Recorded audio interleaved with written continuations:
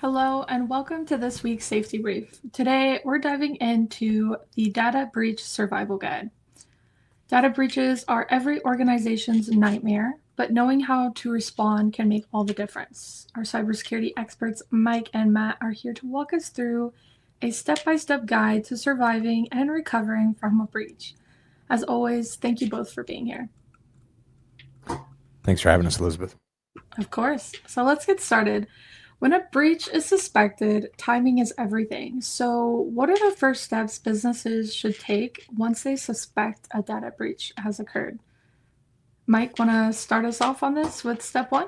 Yeah, I just want to acknowledge we're going into a sensitive topic today, and it's one that may have some people, I won't say highly critical, but I would say in retrospect, everything's 2020, and this today's discussion is not to critique any existing SOPs or procedures or anybody's experience that they've navigated in the past, but more so kind of give an introductory framework to those that have never maybe contemplated what exactly do you do in the event of an incident like this. And so just like we don't critique firefighters or law enforcement, this isn't a how to respond to every fire.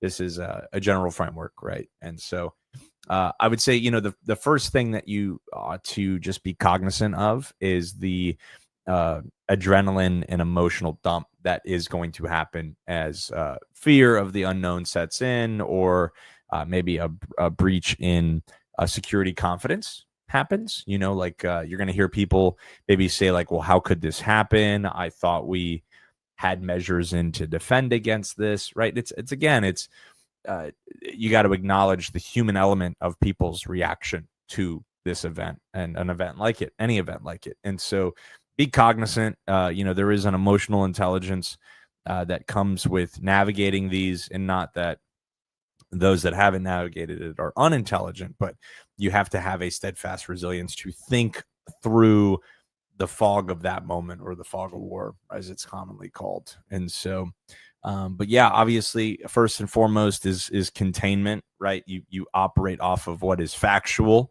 not assumed. And so, you follow up with leads, you follow up with data.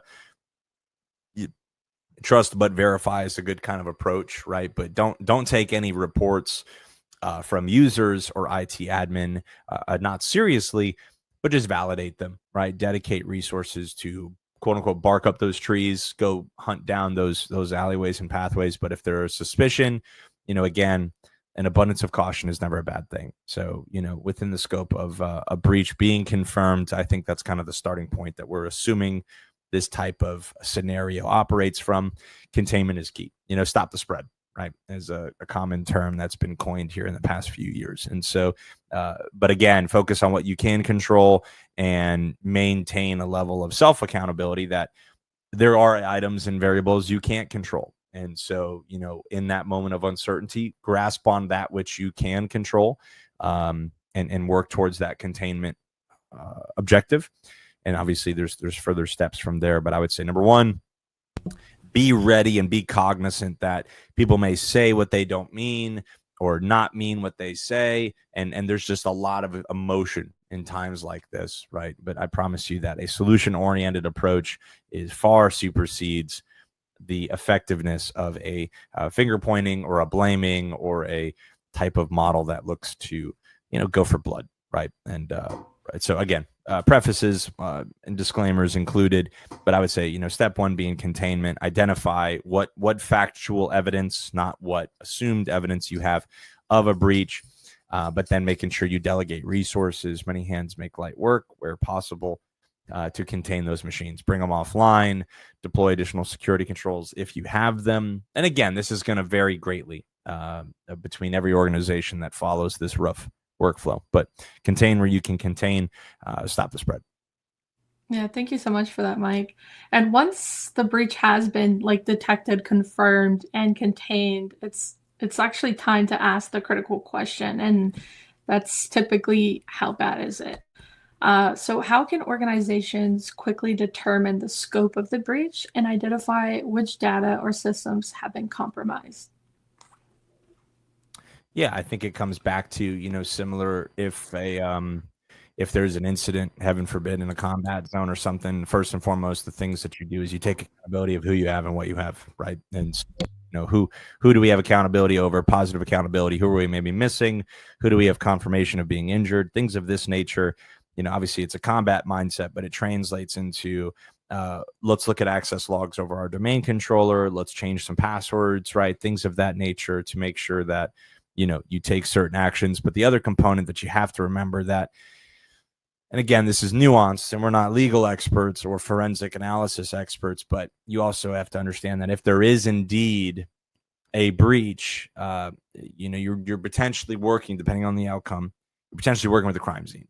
You're potentially working with a crime scene. And so it's something to be cognizant of, what changes, what modifications you make. You want to be very cognizant in documenting those things that you take. And so, again, getting a team in a room, organizing the effort, being very surgical about change management and change approval, rather than everybody go out, batten down the hatches, do what you can. There could be a large amount of, unknown of what was done. And then when you go looking for artifacts, it's unsure what was potentially attributed to the breach and what was attributed to the response effort. And again, it may sound nuanced, but again, you have to treat it like a crime scene. So big chain of custody, make sure that access logs are intact. Certainly, there's backups as an option, there's others, but again, determining the scope and breadth of that impact is what do you have possible accountability or control over? What are those systems we don't think we have control over? And, act accordingly within those SOPs to respond to each of those scenarios. You also have to ensure that if there is a breach, you cannot do anything if there is insurance that is involved until those that are deemed to be overseeing the entire investigation give you the go-ahead to do so. If you decide, and seen this before, where an incident occurs and people think, oh, we'll start remediating, you've just contaminated everything, and you've guaranteed that your insurance company is going to tell you, no, we will not be covering this. You will be on your own. Because there is no way that they can't guarantee that any of the damages weren't done by you and not by whoever was in the system. Yeah, so thank you have for that. to, yeah, it's a very touchy situation. And we've seen a lot of people that, if you haven't researched it, there's a lovely thing called, what is it, Dunning-Kruging, I believe, or Dunning-Kruger or something. I don't know. I can't remember what it is. Basically, it outlines that you think that your capacity for the ability to handle something or your knowledge of the situation is more than what you actually have, because it operates on a bell curve. And most people, if they are at the level they think they are, would be at the very tip of that bell curve. In actuality, most people are over on this side of the bell curve, which means that they think they know more than they actually do, which puts them over on the side of the bell curve in the doing more danger than help category. So it behooves people to not make those kinds of moves if they don't have a team that's overseeing them and, saying, yes, this is within the scope of what we need to do. Or in this case, whoever the governing body is, like your insurance company, saying, yes, we have everything that we need outlined and documented for the state that it was in. Now you may go ahead and break the environment even more. There you go.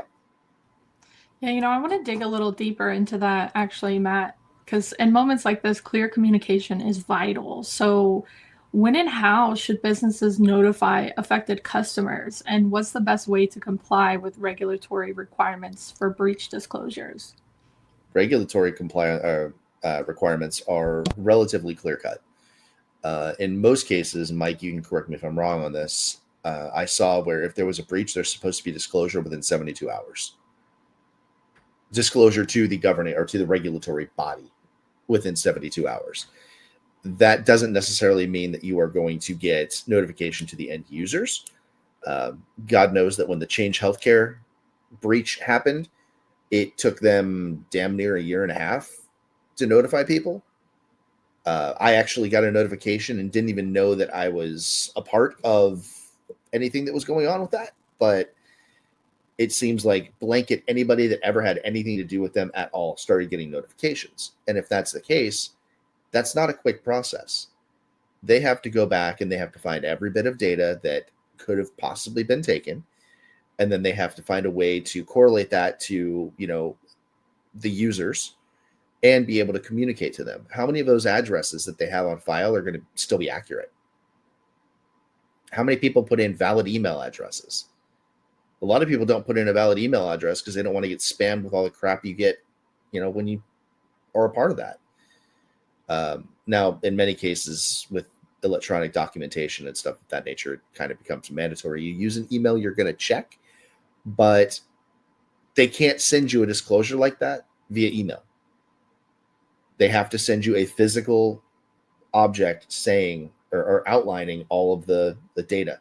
At least in the case of change, that's what they had to do.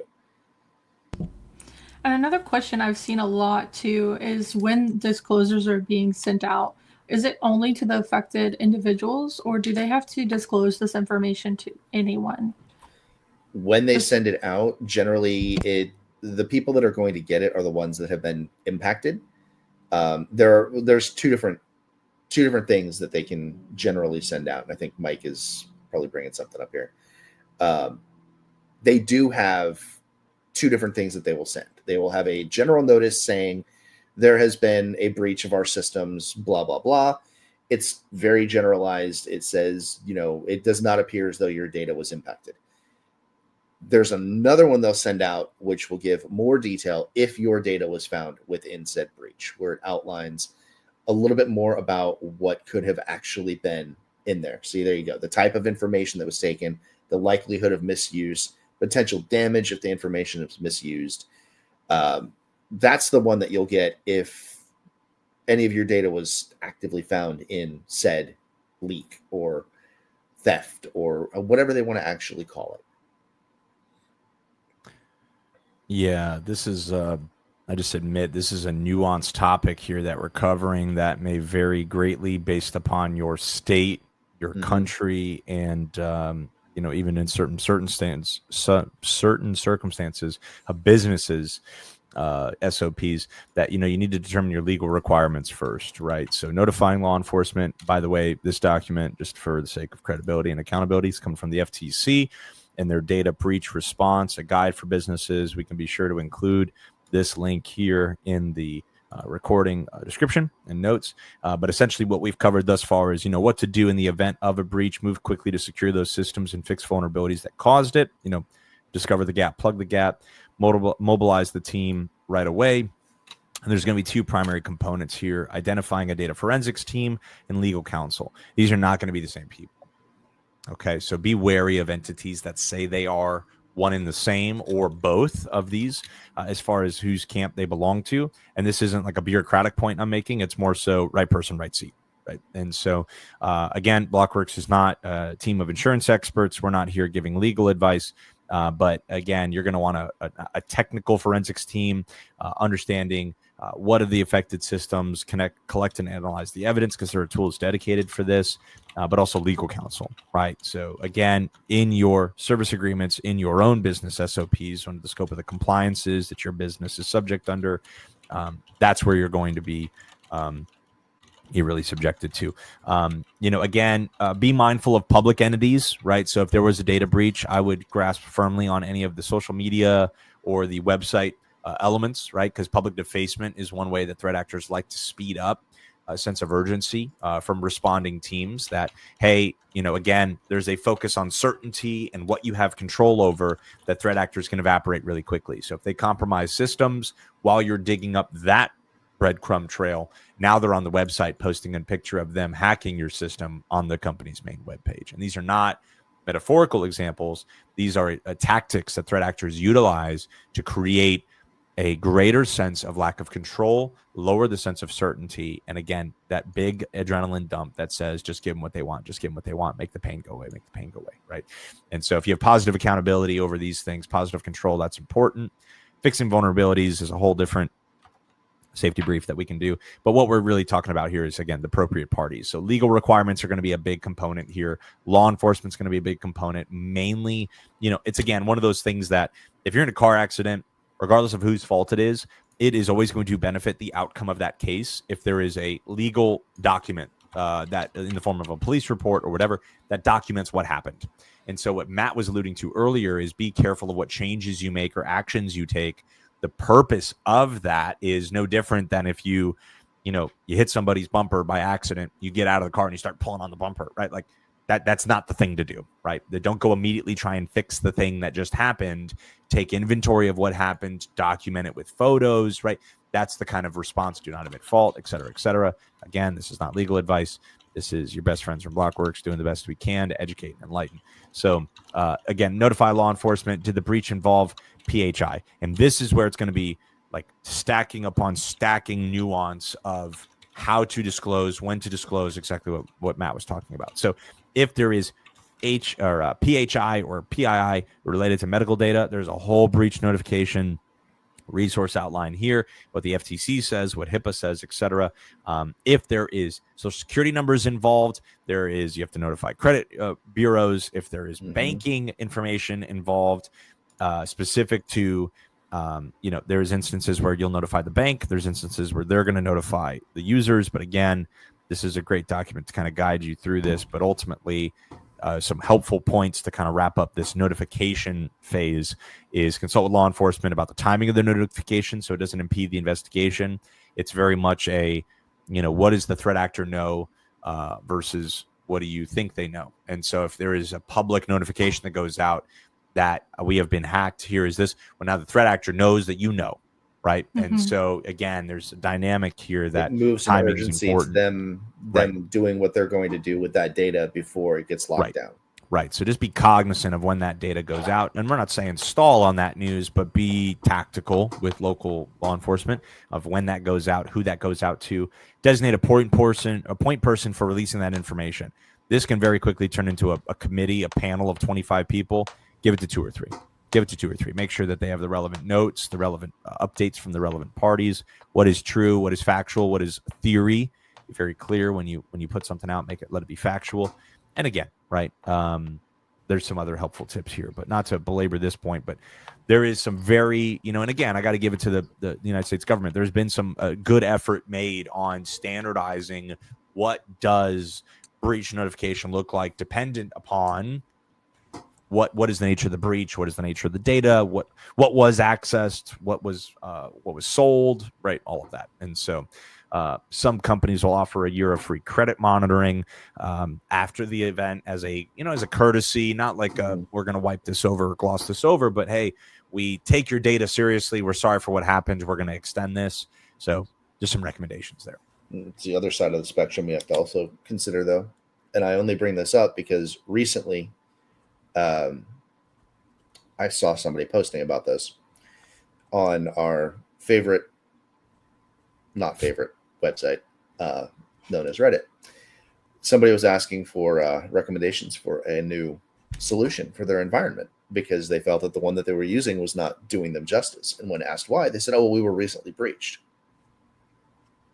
And the person said, "Oh, well, once you get done going through all of the disclosures and everything else, then you should start, vetting a new product." The response was, "What disclosures? We're not going to tell anybody." Oh. So that's the other end of the spectrum. You have companies that know for a fact that their security is crap, that are getting breached. And even though there is a requirement that you disclose that, there's nobody enforcing that.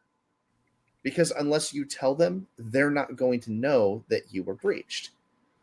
So there's no way that they can enforce anything of that nature unless they suddenly develop precognition or something and they can just sense that it happened. But that's one of the other things you have to also consider. When you're working with any company out there, or when you're working with your own company, you need to be operating under two mindsets. Mindset number one is assume breach. You should never assume that people are not going to get into your stuff. It's not going to happen. It's ignorant in any scheme of things to think that you're not going to be breached. It's going to happen. Probably already has happened. You just don't even know about it. The other mindset is you need to be thinking about how can we keep them from getting into our environment by preventing. And that's the thing. There was a lovely post that was made the other day on LinkedIn, which discussed, you want to be leveraging technology that is going to prevent them from pulling into your driveway, much less getting to your door. Yeah. By the time they get to your door, it's too late. There's too many things that they can do, that they can scout, that they can see while they are sitting there. If you cut them off before they have a chance to get that close to your castle, you don't have to worry about pouring out boiling oil. They're long range enough you can hit them with catapults. I can tell you this, a catapult does a lot more splash damage than burning oil being poured down off of, one of your turrets. Just saying, medieval defenses. Medieval warfare weaved exactly. Response. Welcome to the safety brief. There we go. Yeah, and to our list. Oh, sorry. I was just going to say that's how everybody should be operating these days, with those two different mindsets. You have to assume somebody's going to get in, work backwards from that. That helps you isolate your critical components. If you know what they're going after, and you work backwards and say, okay, these are the crown jewels. What do we need to put in place to keep people from getting to those crown jewels?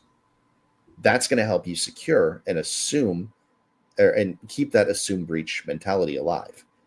That goes right into that prevention mindset, because now you're saying, okay, we know this is where they're sitting.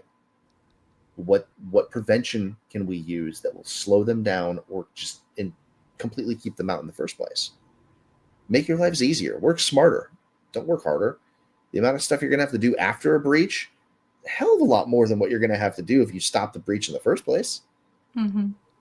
Well, and speaking of having a lot to do, to our listeners, I know it can sound daunting, all the lists and all this information that we're kind of throwing at you. And that's why preparation is also key to recovery. So with that in mind, what role does an incident response plan play in mitigating damage? And what are the critical elements of a strong plan? Matt kind of started us off on that as well.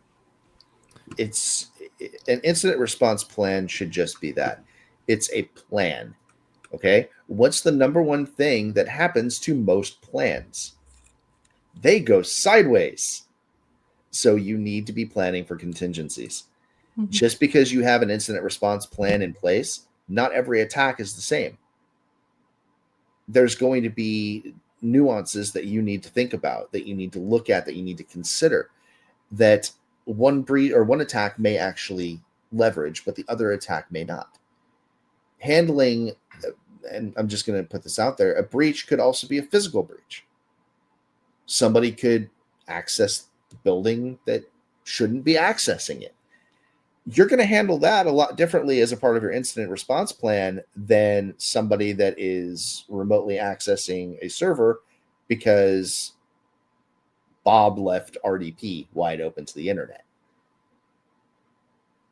It all comes down to, you can have a plan, but you also need to make sure that you're agile enough, you're fluid enough to be able to adapt to whatever the situation is that you're looking at. Otherwise, you're doomed for failure. Yeah, I think my take on this component of, what to do after the fact is, number one, coming back to a solution-oriented mindset. Very few breaches are due to the explicit negligence of an individual, meaning very few people will walk up to a metaphorical door, leave it open, and then tell some bad guy, here's how you get in, meaning it's not their fault, right? And so just be very cognizant lately? Be very cognizant, staying on topic of the humans that you have responding to this effort, right? And so I speak more so to the incident response leaders and the organization leaders of that. Again, you're going to have an adrenaline dump. You're going to have a lot of uncertainty introduced into your day at the worst possible time. But I would say, be cognizant of the human element, be respectful of the human element, do the best you can. But it is going to be important to clearly, again, go back, clearly document any changes made or findings discovered, and if you've done a penetration test or a vulnerability scan and you have not gone through and itemized, here's what we found, here's when we resolved it, and here's when we rescanned to validate that was resolved, that is precursor effort. An ounce of prevention is worth a pound of cure. That kind of stuff, that pre-planning is going to pay dividends. And so, because what you're doing is you're looking at the whole house, you're doing a home inspection, and you're saying, here's every possible thing that we think could maybe go south or incur significant financial loss in the next 12, 18, 24, 36 months. And when you resolve it, you greatly reduce the risk of that happening, greatly, like by a power of magnitudes. And so I would just say, don't fall victim to being, educated beyond your obedience, right? If you know that you have vulnerabilities, if you know that you have systems that are subject to risk, solve those now, right? Don't sit on them. Certainly there's levels of risk that you have to accept and you take into account. I get it. But if that stack of things starts piling up, right, start counting the cost of, hey, I can only ride on these tires that are flat, that have holes on them, that are for so long before the inevitable happens, right? And this isn't a fear, uncertainty, and doubt conversation. This is, you pulled up into a gas station, you saw your tire have a hole in it, and you said, I'm not going to really do with that right now. And you drove home, right? And there's very few instances where about the vulnerability cognitively, explicitly. Here's where this entry point is. So if you know about those things, stop investing more money in tools to tell you something's wrong. Invest time and focused, concentrated effort into resolving the things that you know are wrong. Do that rather than go find more things wrong. And I see a lot of companies fall victim to, well, we got this report, it's great, let's get a second report, let's get a third report. It's like, hey, take the report you have, take what you know that are sore points, resolve those, take a quarter and dedicate the time to those, and communicate to the C-suite that, hey, another report, another tool is going to be worth nothing.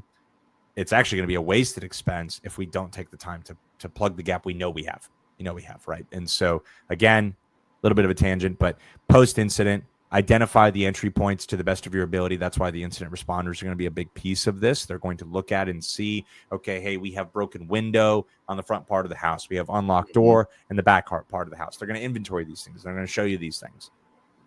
One side point that Matt made earlier, and again, this is not coming from an insurance expert, so do not find me in the comment section, but there is a piece of insurance policies that say that those allowances for forensics, investigation, PR, and media are paid out after the fact. After the fact. So here's what that means. Be sure that you know that you need to file that claim.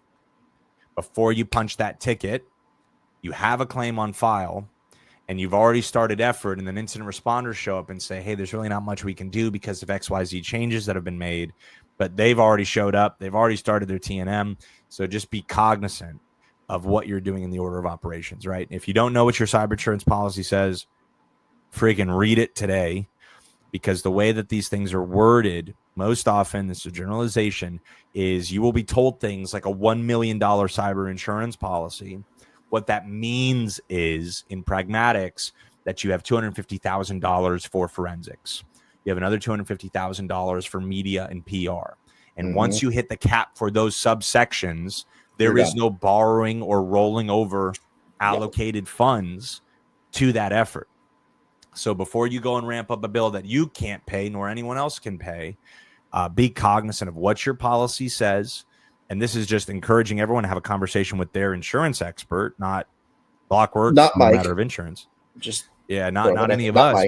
But just know what you have and understand that, right? And an example I give you is, with home insurance, a lot of these insurance agencies will just say, hey, here's what we think your house is worth, and here's what the average, if you own a house worth this much, you have this much worth of stuff, right? Right. Look at that number and ask yourself, do I have $120,000 or $90,000 worth of stuff, right? If the answer is no, it's okay to go to your insurance agent and say, this doesn't make sense. Help me make sense of it. And you'd be surprised. Like, again, insurance agencies are doing the best they can, but if it doesn't make sense to you, that's an okay conversation to have, right? And again, your business is going to have certain needs, but you got to understand these insurance companies are scoping as many businesses as they can. Nobody knows your business as well as you. So you can't trust that, hey, they're going to know everything that we need. Have a conversation internally, look at that policy and revise it if you need to. But you got to understand that it is a life preserver, but it is not a boat to get to shore with, right? Like, it is going to buy you time. It is going to ease the pain of that ship being wrecked and you having to go overboard, metaphorically speaking, but it is not your salvation, right? There is things to do. There is effort to accompany, but look at the gap, have those incident responders come in and identify those things. As soon as you see something that doesn't look right, again, any change that you make, any vulnerability, remediate it, document it. Because what may happen is you see, like Matt said, RDP open to the internet, and then you plug it, and then 2 hours later when IR responders show up and they do a scan from the public interface, they don't see RDP open. And they're going to be wondering, I don't know how these guys got in, right? And so again, document the time and the date and the location and what you did, where you did it. And again, if it's just a good old yellow pad of paper, make it old fashioned, doesn't matter what it is, just document it. So, and it's with the dopamine dump, the adrenaline dump, it's going to be hard going through all those motions of, hey, we got it, we think we got it, we think we gapped, we closed the gap. Just document everything you can.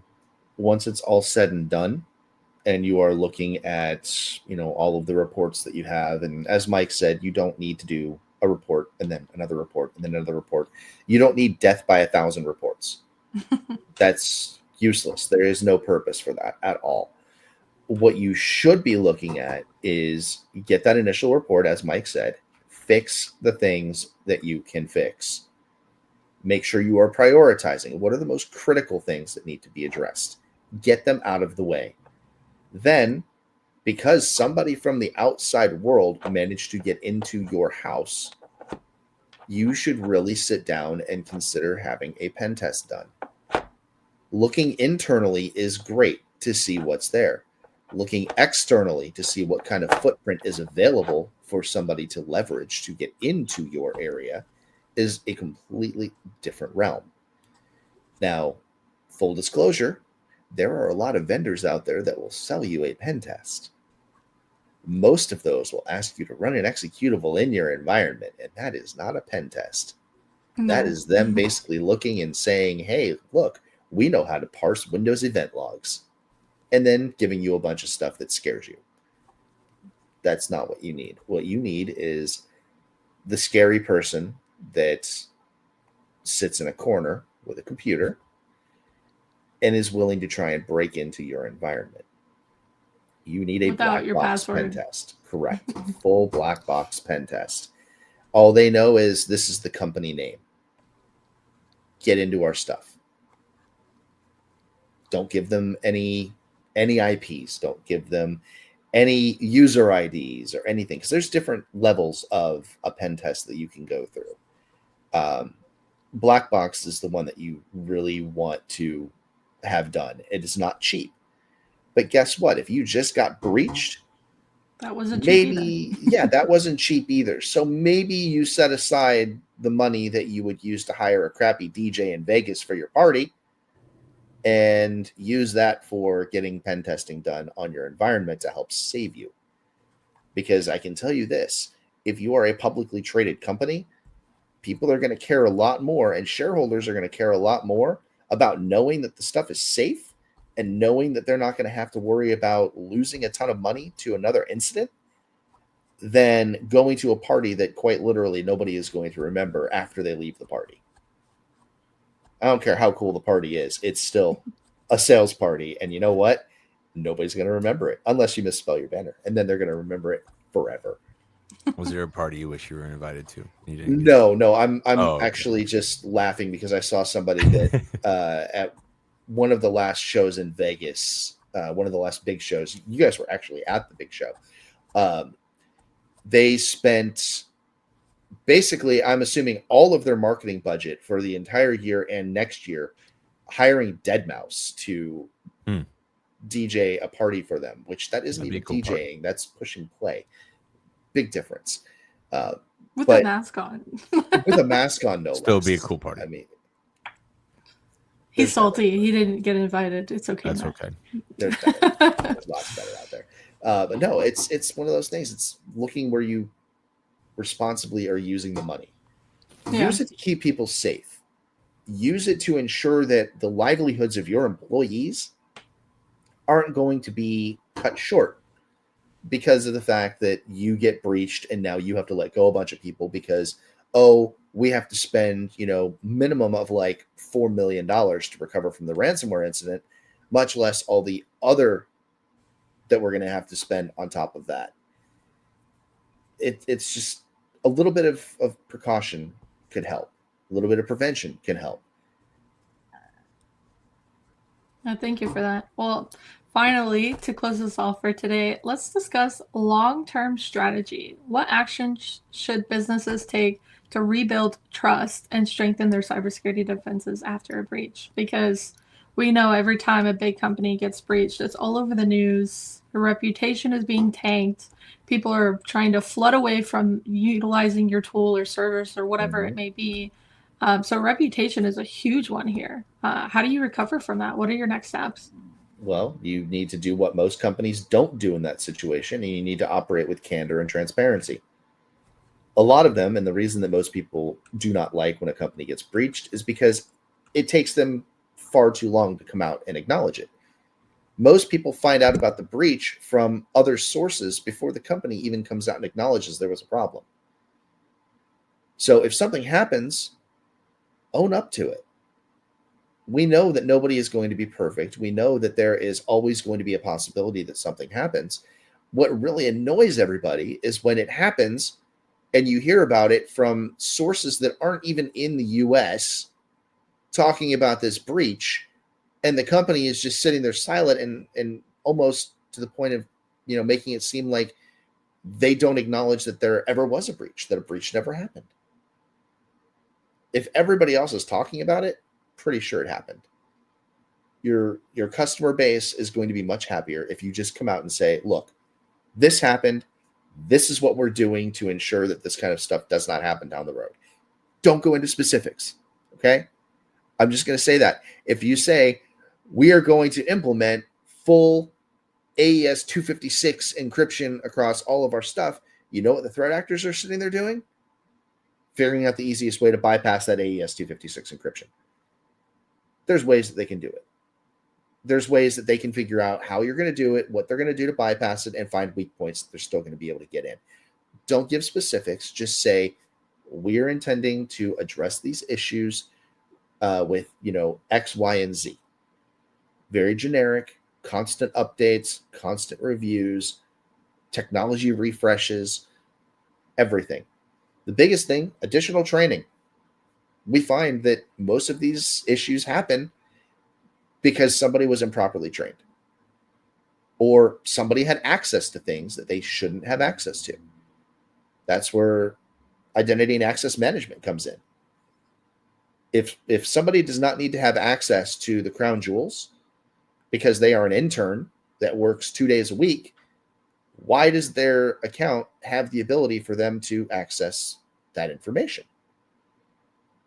The other end of that spectrum is if you tell people you're going to do it, you have to do it. And if you tell them you're going to improve your access management, that means that when somebody requests access to something and they're done with it, somebody has to go in there and revoke that access, which means more work, which, trust me, I get it. People don't like to do extra work on top of what they're already doing. IT groups are stretched super thin as it is. And most of them are doing the work of 2 to 3 people. But set a process. Find a way to make it easier on everybody. Just clearly communicate. That's all the people want. Treat us like we treat you. We're giving you our information. Give us the respect to let us know when there's been a misappropriation of our information. Yeah, well said, Matt. And I'll add one more thing here to the screen share. And First off, obviously, who is Blockworks? We're a prevention-centric zero-day security solution operator, right? So we have a fully staffed SOC. We're 100% US-based, and our niche is prevention. So we share this stream not as experts of breach response or incident cleanup, right? But mainly as a start of a conversation for a lot of our listeners and people that tune in and catch the recording after the fact as, hey, I remember you never thought of this before, but maybe I should start thinking along the lines of some of these things. The screenshot I'm sharing here, and we'll get it linked as well, is Microsoft's Cyber Signals. It's a threat intelligence report that they put out periodically. I reference this in a lot of the presentations that I get to do. And what is the left column of 4 things? These are the 4 common denominators in successful breaches that Microsoft has identified. And something I have to point out about number 2, 3, and 4 is they're preventable. They're 100% preventable.